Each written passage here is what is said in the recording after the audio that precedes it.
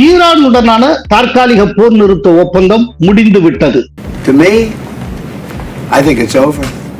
Iran தலைவர்கள் பொய்யர்கள், ஏமாற்றுக்காரர்கள், மனநிலை சரியில்லாதவர்கள் என்று பொரிந்து தள்ளினார் Trump. Just a waste of time dealing with them. They're liars. தனது உண்மையான பலம் ஹார்முஸ் ஜலசந்தி மீதான ஆதிக்கத்தில் தான் ஒளிந்திருக்கிறது என்பதை ஈரான் உணர்ந்து கொண்டது. தாக்கினால் தாக்கப்படுவீர்கள் என்று எச்சரித்தது ஈரான். அமெரிக்காவின் போர் செலவை அதிகரித்து போரின் போக்கை கணிக்க முடியாமல் திகைக்க வைப்பது ஈரானின் வியூகம். கோலஹலாஸ் டிவி யூடியூப் சேனல், இது வாய்மையின் எக்காலம். வணக்கம் நண்பர்களே. அமெரிக்காவுக்கும் ஈரானுக்கும் இடையே ஏற்பட்ட போர் நிறுத்தம் தடம் புரண்டு இரண்டு நாடுகளும் ஒன்றை ஒன்று தாக்கிக் கொள்ள தொடங்கி உள்ளன. துருக்கியின் அங்காராவில் ஜூலை, அதாவது இந்த மாதம் 7-8 தேதிகளில் நடைபெற்ற நேட்டோ உச்சி மாநாட்டில் செய்தியாளர்களை சந்தித்த அமெரிக்க அதிபர் டொனால்ட் ட்ரம்ப் ஒரு அதிரடி அறிவிப்பை வெளியிட்டார். ஈரானுடனான தற்காலிக போர் நிறுத்த ஒப்பந்தம் முடிந்து விட்டது. It's a very interesting question. To me, I think it's over. Iran தலைவர்கள் தனிப்பட்ட முறையில் சில நிபந்தனைகளை ஏற்கிறார்கள், பின்னர் பொதுவெளியில் மறுக்கிறார்கள். இனி நேர்மையான முறையில் ஈரானுடன் பேச்சுவார்த்தை நடத்த முடியும் என நான் நம்பவில்லை. ஈரான் தலைவர்கள் பொய்யர்கள், ஏமாற்றுக்காரர்கள், மனநிலை சரியில்லாதவர்கள் என்று பொரிந்து தள்ளினார் Trump. They're led by sick people, and they're vicious, violent people. And if they had a nuclear weapon, they'd use it. As far as I'm concerned, it's over. I'll speak to our negotiators. They want to negotiate. They're good people, but they have to come back to me. Just a waste of time dealing with them. They're liars. We make a deal, and if I make a deal with him, we have a deal. And he goes out, he talks. ட்ரம்பின் இந்த அறிவிப்பால் கச்சா எண்ணெய் விலை எகிரியது. இந்திய பங்கு சந்தைகள் சரிந்தன. ஐரோப்பிய பங்கு வர்த்தகத்திலும் தாக்கம் ஏற்பட்டது. மேற்காசிய போர் பதற்றம் தணிந்ததன் பலனை உலக நாடுகள் உணர்வதற்கு முன்பே மீண்டும் போர் பதற்றம் தொற்றத் தொடங்கியது. போர் நிறுத்த ஒப்பந்தம் கையெழுத்தாகி ஒரு மாதம் கூட முடிவுறாத நிலையில் மீண்டும் அமெரிக்கா ஈரான் மோதல் வெடித்திருக்கிறது. அமெரிக்கா ஈரான் போர் நிறுத்த ஒப்பந்தம் முறிவதற்கு என்ன காரணம்? ஈரான் அமெரிக்கா இடையே ஜூன் 17ஆம் தேதி போர் நிறுத்த ஒப்பந்தம் ஏற்பட்டது. அந்த ஒப்பந்தத்தில் 14 அம்சங்கள் இடம்பெற்றிருந்தன. அந்த ஒப்பந்த அடிப்படையில் ஹார்முஸ் ஜலசந்தி கப்பல் போக்குவரத்துக்கு திறந்து விடப்பட்டது. ஆனால் ஈரான் கடலோர பகுதியில் உள்ள வழித்தடத்தில் தான் கப்பல்கள் செல்ல வேண்டும். ஓமன் கடற்கரையை ஒட்டி ஹார்முஸ் ஜலசந்தியை கடந்து சென்றால் தாக்குதல் நடத்தப்படும் என்று ஈரான் பிடிவாதம் காட்டியது. இந்நிலையில் மார்ஷல் தீவு எண்ணெய் கப்பல் அல் ரஹாயத், சவுதி கப்பல் வெட்டியான், லைபீரியா கப்பல் சைப்ரஸ் பிராஸ்பரிட்டி ஆகிய 3 எண்ணெய் கப்பல்கள் ஓமன் கடற்கரையை ஒட்டி ஹார்முஸ் ஜலசந்தியை சமீபத்தில் கடந்தன. அவற்றின் மீது ஈரான் ராணுவம் தாக்குதல் நடத்தியது. பதிலுக்கு ஈரான் மீது அமெரிக்கா குண்டு வீசி தாக்குதல் நடத்தியது. இதுதான் அங்காராவில் ட்ரம்ப் ஆவேசமாக பேசுவதற்கும் மீண்டும் தாக்குதல் வலுப்பெறுவதற்கும் காரணமாக அமைந்தது. கிட்டத்தட்ட 5 மாதங்கள் நடந்த போரின் போது ஹார்முஸ் ஜலசந்தியின் முக்கியத்துவத்தை புரிந்து கொண்டது ஈரான். தனது உண்மையான பலம் ஹார்முஸ் ஜலசந்தி மீதான ஆதிக்கத்தில் தான் ஒளிந்திருக்கிறது என்பதை ஈரான் உணர்ந்து கொண்டது.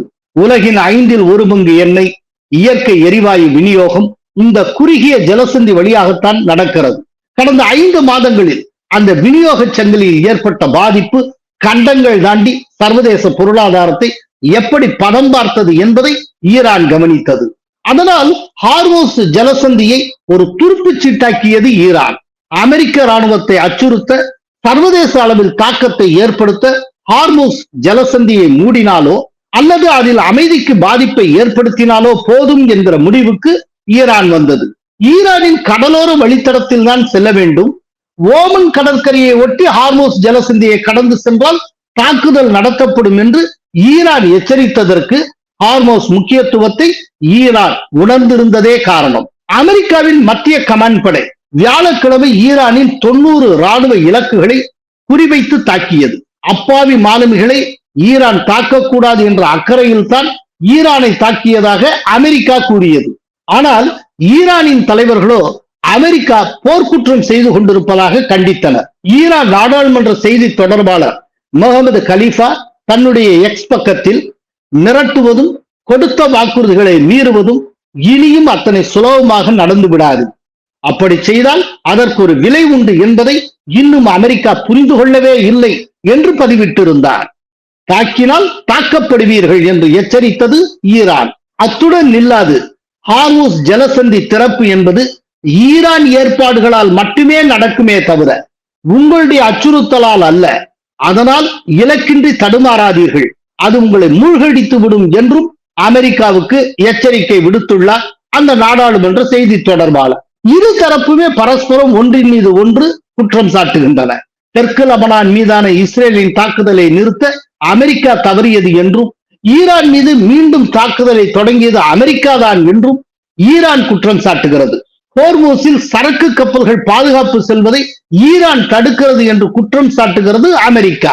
அமெரிக்க அதிபரின் பேச்சு என்பது அதிகாரத்தின் வெளிப்பாடு அல்ல, அது தோல்வியை ஒப்புக்கொண்ட வாக்குமூலம் என்று ஈரான் வெளியுறவுத்துறை அமைச்சர் கூறியதை நாம் இங்கே கவனிக்க வேண்டும். போர் நிறுத்த ஒப்பந்தத்தின் 5வது பிரிவுதான் நிரந்தர போர் நிறுத்தத்தை கொண்டு வருவதில் முட்டுக்கட்டையாக இருக்கிறது என்று சில ஆய்வாளர்கள் தெரிவிக்கின்றனர்.